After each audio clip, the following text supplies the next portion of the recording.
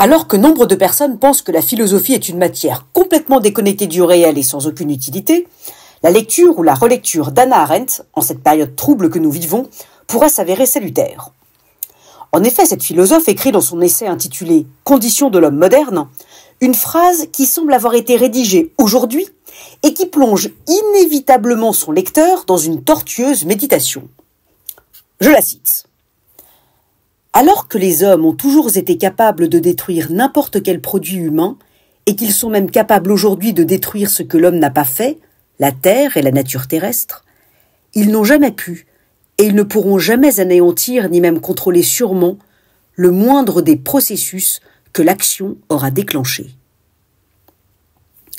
Avec son sens de la formule, la philosophe Hannah Arendt distingue de manière ironique ce qui relève du pouvoir de l'être humain, voire de sa superpuissance, et ce qui relève de son impuissance. Détruire une assiette, détruire un amour, une cathédrale, une entreprise, un village, un contrat social, est somme toute assez facile. Détruire un coquelicot, une espèce animale, un paysage ou l'eau d'une rivière est jeu d'enfant. Mais la superpuissance de l'être humain n'est pas toute puissance. Et nous avons beau nous enorgueillir de développer les technologies les plus sophistiquées, nous demeurons piteux face à l'irréversibilité de nos actions et de leur chaîne de conséquences.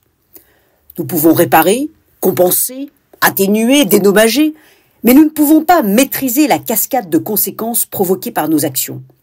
Pire, nous ne pouvons pas maîtriser la cascade de conséquences provoquées par le moindre des mots que nous avons prononcés.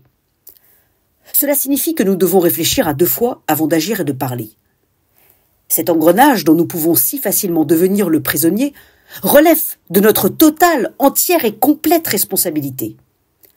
S'il est facile de détruire des choses, des objets, des minéraux, des végétaux, des animaux et d'autres êtres humains, il est impossible de détruire l'avenir d'une action une fois qu'elle a été accomplie. Ce qu'Hannah Arendt cherche à nous rappeler, c'est que nous sommes tous responsables, individuellement, pleinement, ici et maintenant, à l'égard de nous-mêmes comme à l'égard des autres, à l'égard de notre passé comme de notre avenir. Nous avons beau imaginer toutes les technologies possibles pour nous délester de cette responsabilité et la leur déléguer, jamais nous ne pourrons anéantir ni même contrôler sûrement le moindre des processus que nos actions auront déclenchés. Ni les robots tueurs, ni les assistants virtuels rêveurs ne pourront nous en débarrasser. Cette éthique de la responsabilité est plus grande encore qu'un battement d'ailes de papillon.